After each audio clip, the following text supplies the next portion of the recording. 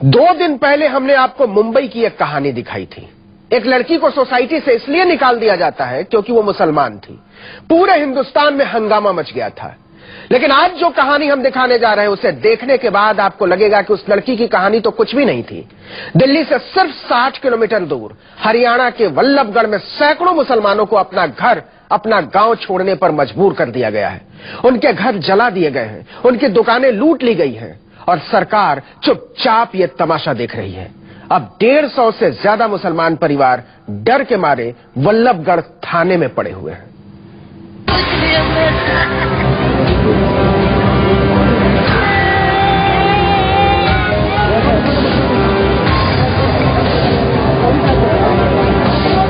न तो इस दुधमुहे बच्चे को हरियाणा की सरकार से कोई उम्मीद है, न इस औरत को, न इस आदमी को और न ही इस बुजुर्ग को। मनोहर लाल खट्टर की सरकार को वल्लभगढ़ के अटाली गांव के कोई 150 मुसलमान परिवारों की घर निकासी से कोई मतलब नहीं। दहशत ऐसी है कि एक भी आदमी घर जाने को तैयार नहीं है। थाने में बैठे हैं, पुलिस ये यकीन दिलाने को तैयार नहीं है कि आप महफूज हैं।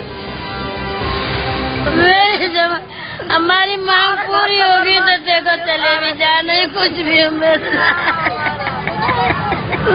सरकार ने कोई कार्रवाई नहीं किया, नहीं कोई पुलिस ने पकड़ा था, नहीं कोई सुविधा करी है, नहीं कोई जाने आने की उम्मीद है हमें को।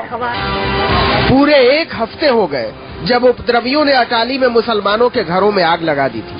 पूरे 20 घर कई दिन तक धू धू कर जलते रहे। खट्टर की पुलिस ने सब कुछ बहुत खामोशी से होने दिया था। इंसाफ चाहिए हमें। घर नहीं गए? अभी नहीं गए, हम जब जाएंगे जब इंसाफ मिल जाएगा। इंसाफ चाहिए, जैसे थे हम वैसे होने चाहिए। हमारी गाड़ी फूंक दी, ट्रैक्टर फूंक दिए। इनकी हिम्मत नहीं कि गांव लौटकर देख लें घर का हाल।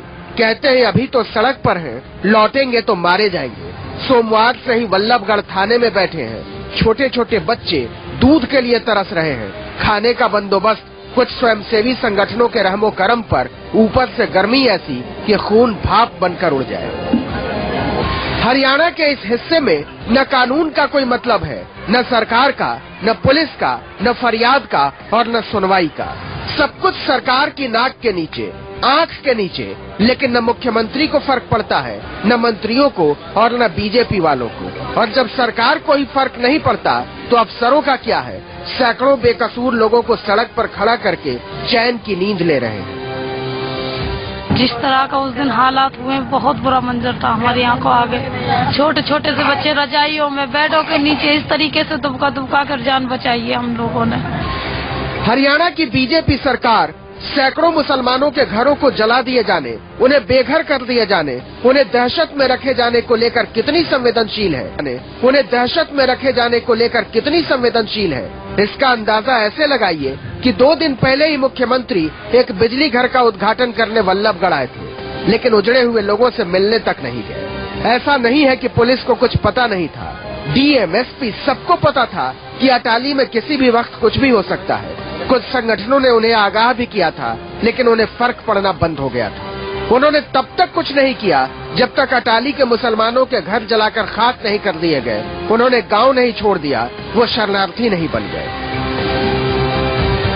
15 लड़का है जो घर में आए थे मारने के लिए। फिर हाथ जोड़े, पैर पकड़े, उसने ना मानी। फिर उन्हें डंडा बरसा दिया मेरे पास। कानों के कुंडल ले लिए, 60,000 रुपये ले लिए।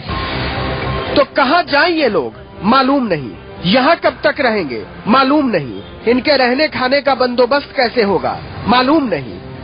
मालूम है तो सिर्फ इतना कि एक पूर्ण बहुमत की सरकार ने सैकड़ों अल्पसंख्यकों से सम्मान के साथ जीने का हक छीन लिया है। इनमें से हर एक का चेहरा इस देश की आजादी पर सवाल खड़े कर रहा है। अगर हम भी उतने ही आजाद हैं तो हम अपने घर क्यों नहीं जा सकते? प्रशांत गुप्ता, अटाली, वल्लभगढ़, न्यूज़ 24। खट्टर के राज में लोग बोल रहे हैं और सरकार सुन नहीं रही।